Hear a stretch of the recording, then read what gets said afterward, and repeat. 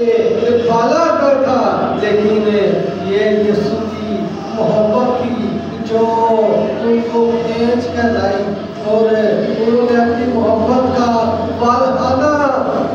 यहाँ पर इजहार किया है कि हम यीशु से मोहब्बत रखती है और वो यीशु से की मोहब्बत को देखते हुए, यीशु की मोहब्बत को जानते हुए, यीशु की मोहब्बत को महसूस करते हुए वो यीशु की कब्र की तरफ चल पड़ी है। इस फिक्र ये बगैर के पत्थर के कब्र के मुख के ऊपर तो बड़ा सा पत्थर है, उसे कौन उठाए। और देखें खुदा की कुदरत एक भूचाल आया है और वहाँ पर जब वो पहुँची है, जैसे ही वो कब्र के अंदर दाखिल होती है, वो देखती है कब्र के ऊपर पत्थर रुकाया हुआ है और कब्र के अंदर वो दाखिल होती है और वो देखती है कि उन्हें एक फरिश्ते एक बर्फ की पोशाक की मानद मिले हैं और उससे कहते हैं कि क्या मुझे याद नहीं तो उसने कहा था कि मैं तीसरे दिन मुर्दों में से जी उठूंगा। जहाँ हम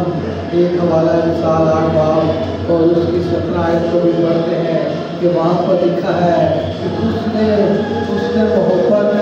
का इजहार किस तरह किया। साल की किताब उसका 8 बाब और उसकी आयत नंबर 17, वहाँ पर जो मजबूर है जो मुझसे मोहब्बत रखते हैं मैं उनसे मोहब्बत रखती हूँ और जो मुझे दिल से ढूंढते हैं वो मुझे पा ले। ये आपका और मेरा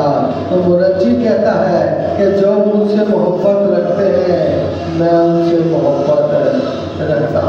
ये औरतों की मोहब्बत थी जो ये फिक्र किए बगैर चल पड़ी कि उस कब्र के मुँह से इतना वजनी पत्थर कौन लुढ़काएगा और वो कब्र की तरफ चल पड़ी है। और यहाँ पर इसी आयत में लिखा है जो मुझे दिल से ढूंढते हैं वो मुझे पा लेंगे। और फरिश्ता उन्हें कहता है, एक फरिश्ता कहता है कि वो उसने जब वो तुम्हारे साथ था तो उसने कहा था कि मैं तीसरे दिन मुर्दों में से जी उठूँगा। आज मेरा और आपका मुरज्जी ये जी उठा है और उसने कहा फरिश्ते ने कहा उन औरतों से कि तुम जाकर उसके शिगिर्दों को बताओ